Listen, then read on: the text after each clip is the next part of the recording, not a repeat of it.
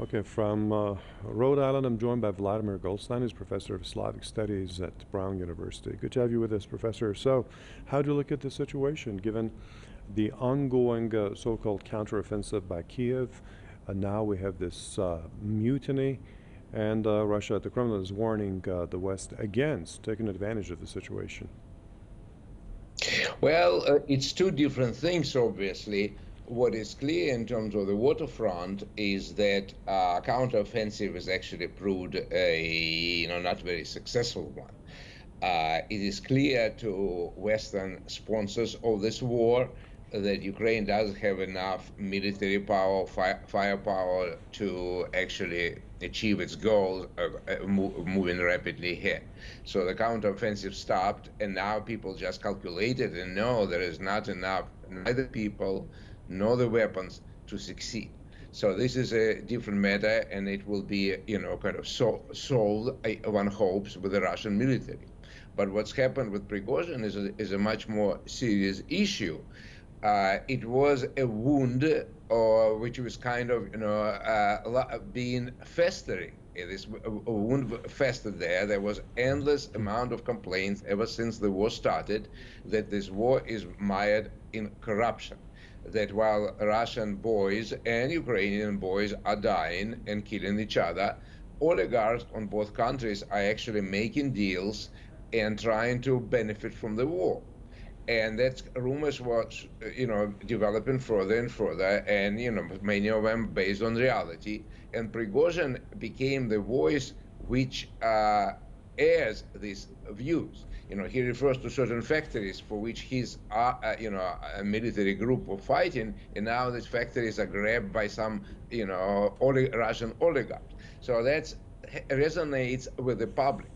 So even though nobody wants bloody mutiny, nobody wants civil war, somehow, people sympathize with him. So it's very unclear. Apparently, he took, without a single shot, a big city, Rostov in Russia, southern city, where neither military nor the police offered any resistance to his army.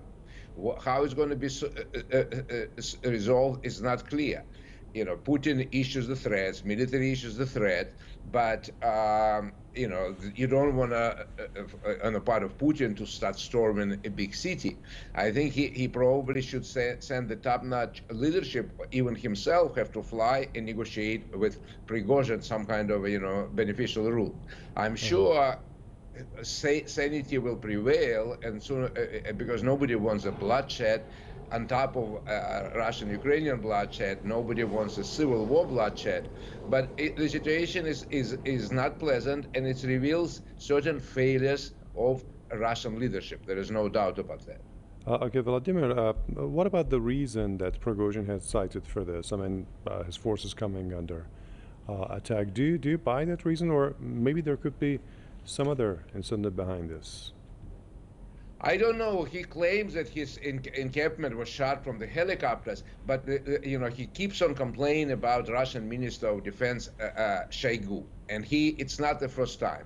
And I don't think it's just kind of a random event which happened today. He complained about this for like 2 months at least. And basically, if you are a teacher and two kids are complaining about each other, you have to find out what's going on between them. You don't let it escalate until one kid takes a hammer, or in American schools it will be a gun, and start shooting another. You don't just let it happen. And Putin, for various reasons, decided to let it happen. And this is very unpleasant. So, I mean, Prigozhin had serious issues to complain. There's no doubt about that. Okay. And Professor, you said that the best thing for the Kremlin now to do is to accept what Prigozhin is asking for and go and talk to him personally, the military top brass? I think to avoid bloodshed and avoid, ending up in a very bad situation, there should be negotiations. And we know, unfortunately, it takes a while for Putin, and he's not willing to negotiate.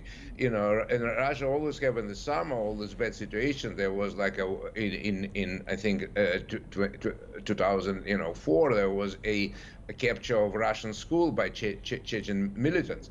And again, there was rather than negotiating and saying something, they ended up killing 1,500 kids there. So this is not a good solution.